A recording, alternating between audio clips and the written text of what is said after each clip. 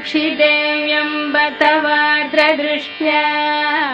मूकस्वयं ककवे यथासीत्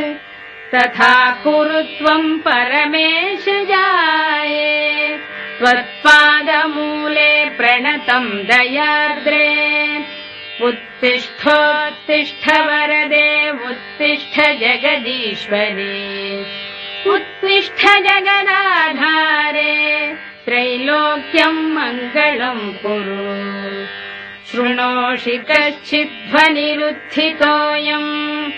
मृदङ्गभेरी पटहानकानां वेदध्वनिं शिक्षितभूसुराणाम् शृणोषि भद्रे कुरु सुप्रभातम् शृणोषि भद्रे ननु शङ्खघोषम् वैताళिकानां मधुरं च गानम् शृणोषि मातप्पिककुक्कुटानां ध्वनिं प्रभाते कुरु सुप्रभातम् मातर्निरीक्ष्य वदनं भगवान् शशाङ्को लज्जान्वितः स्वयमहो निलयं प्रविष्टः द्रष्टुं त्वदीयवदनं भगवान् दिनेशो ध्यायाति देवि सदनं कुरु सुप्रभातम् पश्याम्ब केचिद्धृतपूर्णकुम्भाः केचिद्दयार्द्रे धृतपुष्पमालाः काचिच्छुभाङ्ग्यो ननुवाद्य हस्ताः तिष्ठन्ति तेषां कुरु सुप्रभातम् भेरी मृदङ्गपणवानकवाद्यहस्ताः स्तोतुं महेशदयिते स्तुतिपाठकास्त्वा तिष्ठन्ति देवि समयं तव काङ्क्षमाणा ह्युत्तिष्ठ दिव्यशयनात् कुरु सुप्रभातम् मातर्निरीक्ष्य वदनं भगवान् त्वदीयम् नैवोत्थितः शशिधिया शयितस्तवाङ्के सम्बोधयाशु गिरिजे विमलं प्रभातम् जातं महेशदयिते कुरु सुप्रभातम् अन्तश्चरन्त्यास्तव भूषणानां झल् झल् ध्वनिं नूपुरकङ्कणानां श्रुत्वा प्रभाते तव दर्शनार्थी द्वारि स्थितो त्वं कुरु सुप्रभातम् वाणी पुस्तकमम्बिके गिरिसुते पद्मानि पद्मासना रम्भा त्वं वरडम्बरं गिरिसुता गङ्गा च गङ्गाजलम् काली ताळयुगं मृदङ्गयुगलं वृन्दा च नन्दा तथा नीला निर्मल दर्पण धृतवती तासां प्रभातं शुभम्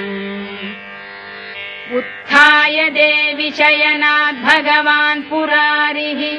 स्नातुं प्रयाति गिरिजे सुरलोकनद्याम् नैको हि गन्तुमनघे रमते दयार्द्रे ह्युत्तिष्ठ देवि शयनात् कुरु सुप्रभातम् पश्याम्ब केचित् फलपुष्पहस्ताः केचित् पुराणानि पठन्ति मातः पठन्ति वेदान् भगवस्तवाग्रे तेषां जनानां कुरु सुप्रभातम् लावण्यशेवधिमवेक्ष्य चिरं त्वदीयम् कन्दर्पदर्पदलनोऽपि वशङ्गतस्ते कामारिचुम्बितकपालयुगं त्वदीयम् द्रष्टुं स्थिताः वयमये कुरु सुप्रभातम् गाङ्गेयतोऽयमवगाह्य मुनीश्वरास्त्वाम् गङ्गाजलै स्नपयितुं बहवो घटांश्च धृत्वा शिरस्सु भवतीमभिकाङ्क्षमाणाः द्वारि स्थिता हि वरदे कुरु सुप्रभातम् मन्दारकुन्दकुसुमैरपि जातिपुष्पैः मालाकृता विरचितानि मनोहराणि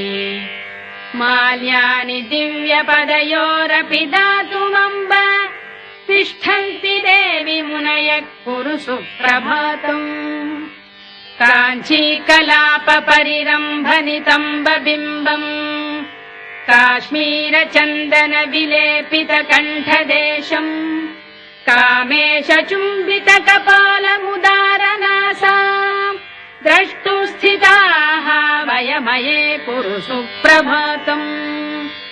मन्दस्मितम् विमलचारु विशालनेत्रम् कण्ठस्थलम् कमलकोमलगर्भगौरम् चक्राङ्कितम् च युगलम् पदयोर्मृगाक्षी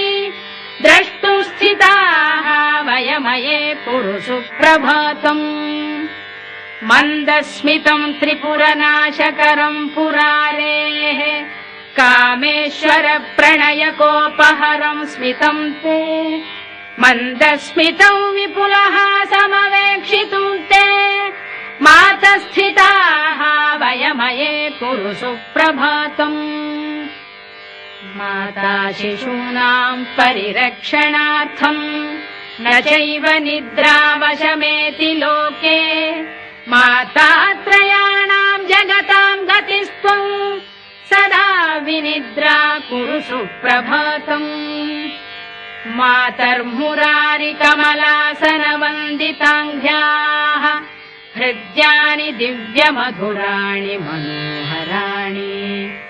श्रोतुम् तवाम्बवचनानि शुभप्रदानि द्वारि स्थिताः वयमये कुरु सुप्रभातम् दिगम्बरो ब्रह्मकपालपाणिः विकीर्णकेशफणिवेष्टिताङ्गः तथापि मातस्तव देवि सङ्गात् महेश्वरो भूत् कुरु सुप्रभातम् अयि तु जननि दत्तस्तन्यपानेन देवी द्रविडशिशुरभूद्वैज्ञानसम्बन्धमूर्तिः द्रविडतनय भुक्तक्षीरशेषम् भवानी वितरसि यदि मातः सुप्रभातम् भवेन्मे जननि तव कुमारस्तन्यपानप्रभावात् शिशुरपि तव भर्तुः कर्णमूले भवानी प्रणवपदविशेषम् बोधयामास देवी यदि मयि च कृपाते सुप्रभातम् भवेन्मे त्वम् विश्वनाथस्य विशालनेत्रा हालास्यनाथस्य नु मीननेत्रा एकाम्रनाथस्य नु कामनेत्रा कामेशजाये कुरु सुप्रभातम्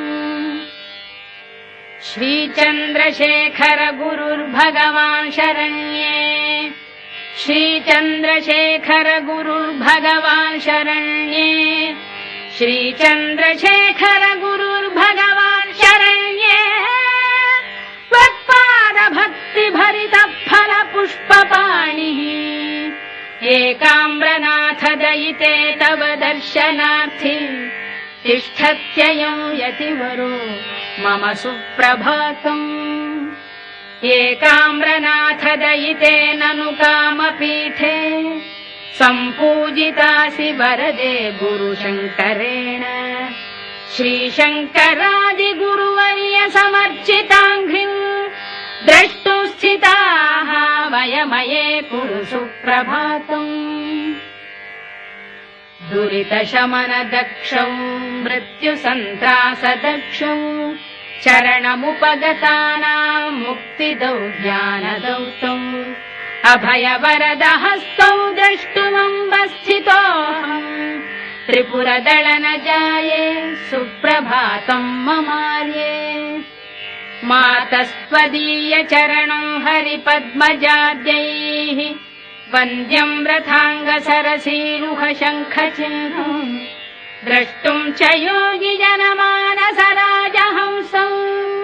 द्वारि स्थितोऽस्मि वरदे कुरु सुप्रभातम् पश्यन्तु केचिद्वदनम् त्वदीयम् स्तुवन्तु कल्याणगुणांस्तवान्ये नमन्तु पादाब्जयुगम् त्वदीयाः द्वारि स्थितानाम् कुरु सुप्रभातम् केचित् सुमेरोः शिखरेति तुङ्गे केचिद्मणिद्वीपवरे विशाले पश्यन्तु केचित् त्वमृताब्धिमध्ये पश्याम्यहम् त्वामिह सुप्रभातम्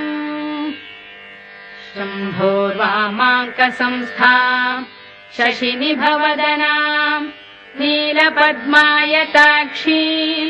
श्यामाङ्गाम् चारुहासाम् निबिडतरकुचा पक्वबिम्बाधराष्टीम् कामाक्षीम् कामदात्रीम् कुटिलकचभराम् भूषणैर्भूषिताङ्गीम् पश्यामः सुप्रभाते प्रणतजनिमताम् अद्य नः सुप्रभातम्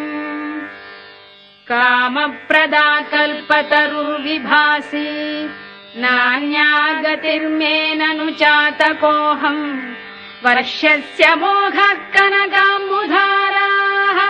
काश्चित्तु धाराः मयि कल्पयाशु त्रिलोचनप्रियाम् वन्दे वन्दे त्रिपुरसुन्दरीम् त्रिलोकनायिकाम् वन्दे सुप्रभातम् ममाम्बिके कामाक्षि देव्यम्ब तवार्धदृष्ट्या कृतम् मयेदम् खलु सुप्रभातम् सद्यः फलम् मे सुखमम्ब लब्ध्वम् तथा च मे दुःखदशा गता हि एवा प्रभाते पुरतस्तवार्ये